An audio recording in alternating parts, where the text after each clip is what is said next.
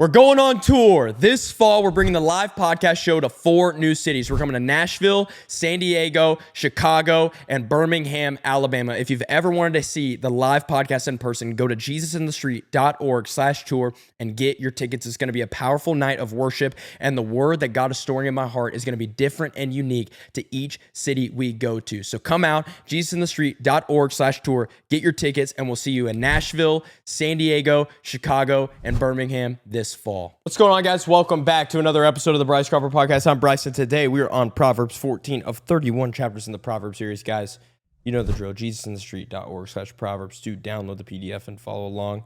And like we said earlier, like this Proverbs series right now, up until we get to pretty much Proverbs 30, it's just collection of wisdom and nuggets of wisdom. So we're going to dive into the scriptures again, read it all, talk about what is going on. Verse 1 in Proverbs 14, the wisest of women builds her house, but folly with her own hands tears it down. Whoever walks in uprightness fears the Lord, but he who is devious in his ways despises him. Verse 2 says that the one who is upright in their habits, course of life, and their heritage, they demonstrate that they fear the Lord. The disobedient man shows that he despises the Lord, but those who walk in uprightness show that they fear the Lord. Verse 3, by the mouth of a fool comes a rod for his back, but the lips of the wise will preserve them. By the mouth of a fool comes a rod for his back, but the lips of the wise will preserve them. What does this mean? The fool deserves the rod of correction. A fool deserves to be corrected because of his own mouth. The rod of correction is made for what? The fool's pride. That Proverbs 3 is telling us. And the wise man, what does it say? The lips of the wise will preserve them. The wise man is rescued and preserved by their own words. Verse 4. Where there are no oxen, the manger is clean, but abundant crops come by the strength of the ox. Now, this verse is interesting, okay, because what Solomon's saying here is where there is no work being accomplished, there is no mess or disorder to deal with, because oxen, they bring a little bit of a mess, but this isn't a bad mess, because what's happening? What does it say? But abundant crops come by the strength of the ox. What does that mean? It means that the mess that an oxen brings is actually worth it, that there is a lot of good increase that comes from the impressive strength and the impressive work of an ox. So Solomon's saying, look, hey, listen, when there's no work being accomplished, you don't have to deal with all the junk. But when there is work to be accomplished, the mess is worth it because there is an increase and a harvest to be reaped from hard work. Verse 5, a faithful witness does not lie, but a false witness breathes out lies. A scoffer seeks wisdom in vain, but knowledge is easy for a man to understand. When someone seeks wisdom and doesn't find it, it's evidence that they're likely a scoffer. Okay, so someone whose pursuit of wisdom and truth that's superficial, a scoffer is one of those people. So a scoffer is someone who pursues wisdom and truth for a superficial standpoint. But what does Jesus say? But knowledge is easy for a man of understanding. Jesus tells us in Matthew 7, ask and it shall be given to you, seek and you shall find it, knock and the door shall be opened to you. So there is a promise being given to the sincere seeker, okay, that they will reap understanding for seeking Jesus. Leave the presence of a fool, for there you do not meet words of knowledge. The wisdom of the prudent is to discern his way, but the folly of fools is deceiving.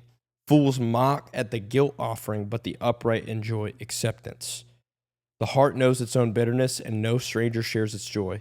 The house of the wicked will be destroyed, but the tent of the upright will flourish. Verse 12, there's a way that seems right to a man, but in the end it leads to death. You guys have heard me quote this verse the entire Proverbs series. What does it mean? We are born into a sinful nature, and because we are born into a sinful nature, the way that seems right to us will lead us to death. Our feelings, our thoughts, and emotions outside of God will lead us astray. So what is he saying? The way that seems right to you, your feelings, the way that seems right to Bryce and his feelings, it's not right. It leads to death. But when we walk in the Spirit of God, he actually leads us down God's will and the right path for us. Verse 13. Even in laughter, the heart may ache, and the end of joy may be grief.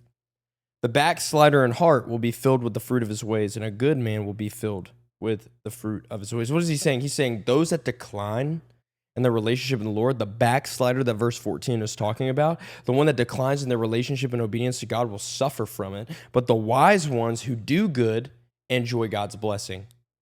So everyone's going to reap the fruit that they sow, right? Verse 15, the simple believes everything, but the prudent gives thought to his steps. When you're wise, you actually weigh the words and actions of everyone. You don't just believe everything that's said. Verse 16, one who is wise is cautious, like we just reiterated, and turns away from evil, but a fool is reckless and careless. A man of quick temper acts foolishly, and a man of evil devices is hated.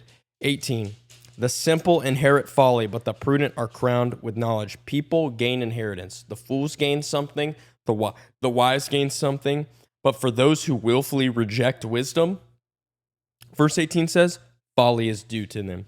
Verse 19, the evil bow down before the good, the wicked at the gates of the righteous. The evil bow down before the good, the wicked at the gates of righteous. What is this talking about? You know, oftentimes we live in this world where it feels like evil is going to win. It oftentimes feels like evil is winning, right? But verse 19 is offering us a perspective and offering us the truth and reminding us that ultimately in the end, evil will bow in submission to good. And who is good? Jesus Christ is good. Verse 20, the poor is disliked even by his neighbor, but the rich has many friends.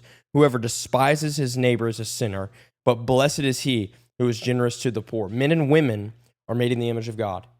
So when you choose not to love your neighbor, you slap God in the face. When you despise your neighbor, you're sinning. And God is saying, don't despise anyone because they are made in the same value you are made in. Verse 22, do they not go astray who devise evil? Those who devise good meet steadfast love and faithfulness. In all toil there is profit, but mere talk tends only to poverty. The crown of the wise is their wealth, but the folly of fools brings folly. A truthful witness saves lives, but to one who breathes out lies is deceitful. It's crazy how a lot of these proverbs are easy to understand. Verse 26 and 27, in the fear of the Lord one has strong confidence, and his children will have refuge. The fear of the Lord is a fountain of life, that one may turn away from the snares of death. When we fear God, we're secure in him.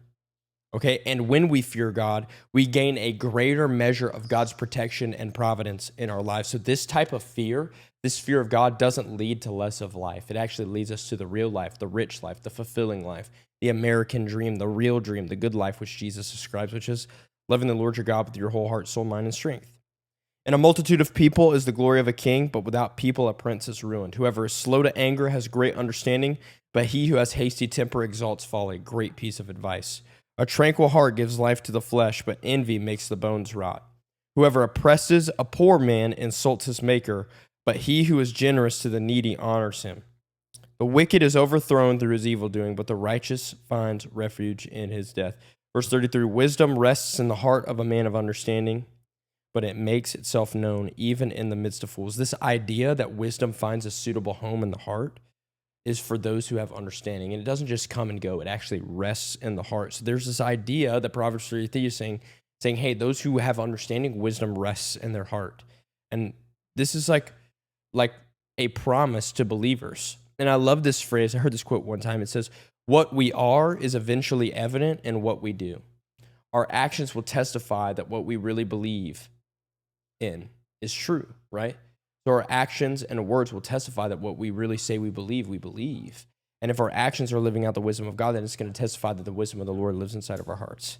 Righteousness exalts a nation, but sin is a reproach to any people. Verse 35, to end it, a servant who deals wisely has the king's favor, but his wrath falls on the one who acts shamefully. If we could summarize a thesis statement for Proverbs 14, it would be, do not lean on your own understanding, because Proverbs 14:12 says there's a way that seems right to a man, but in the end it leads to death. What ways are you relying on yourself, and how can you learn to lean and rely on the wisdom of God? Guys, I pray that Proverbs 14 was great.